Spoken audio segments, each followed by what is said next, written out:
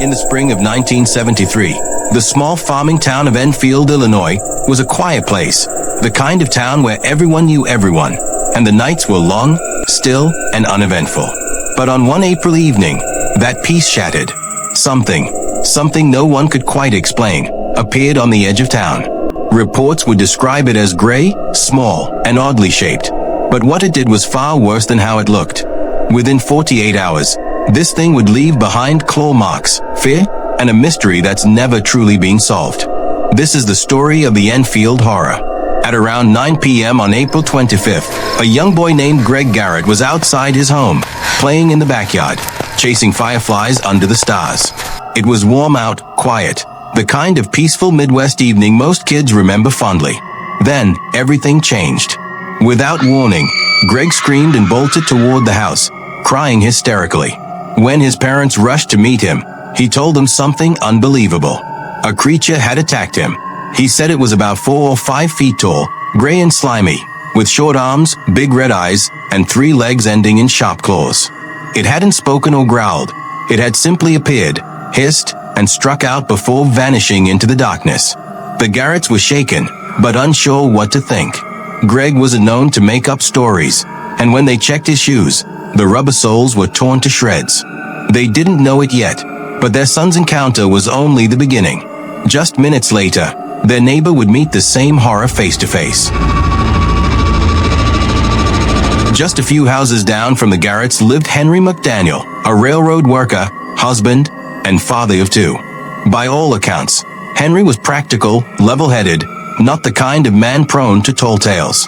That same night, around 9:30 p.m., he and his wife had just returned home when their children came running to them in a panic. They said something strange, had tried to get into the house. First scratching at the front door, then clawing at the window air conditioner. At first, Henry thought it was a stray animal, but as the scratching grew louder, curiosity took over. He went to the door and opened it. What he saw would stay with him for the rest of his life. Standing just a few feet away was a creature unlike anything he'd ever seen. Grayish in color, 4.5 feet tall. Its skin appeared rough, almost slimy. It had 3 legs, 2 small arms, and 2 glowing pink eyes as big as flashlights. Henry slammed the door, grabbed his flashlight and a .22 pistol, and burst back outside. He aimed and fired 4 times. The creature hissed, a sound he later said resembled a wildcat, and then it leapt away in enormous bounds, disappearing into the dark near the railroad tracks. Henry swore he hit it, but it didn't slow down. In just a few leaps, it was gone. When police arrived, they found deep scratches along the siding of the McDaniels' home, and 3 unusual footprints near the porch. 2 large prints, each with 6 toe marks, and a smaller third one that didn't match any known animal. The officers were skeptical, but the evidence was there. And what they didn't know was that this thing had already been seen once before that night. That was enough for word to spread.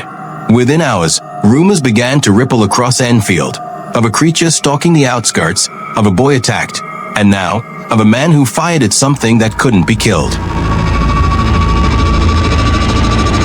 In the days after the encounter, Henry McDaniel's story spread fast. Most locals dismissed it as exaggeration, but others weren't so sure.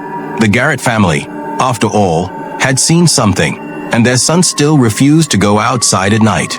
Then, less than 2 weeks later, at 3 a.m. on May 6th, McDaniel was woken by the neighborhood dogs barking wildly. At first, he ignored it, until he heard that same strange, low hiss outside. He grabbed his gun and stepped out onto the porch. The night was still and cold. The dogs were restless, barking toward the railroad tracks that cut through the fields. Then he saw it again. Just beyond the tracks, that same gray figure. It wasn't rushing this time. It wasn't panicking. It stood there for a few seconds, as if watching him.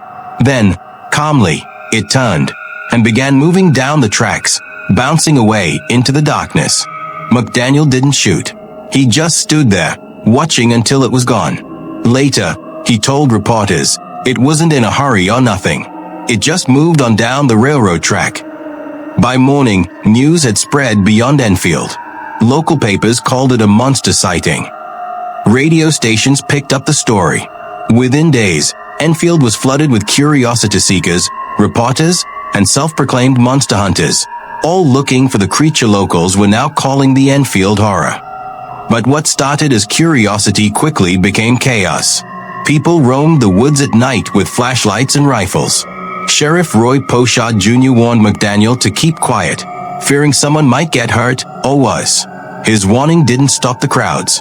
Soon, police were forced to arrest 5 armed men who claimed they had fired at a gray thing moving through the brush.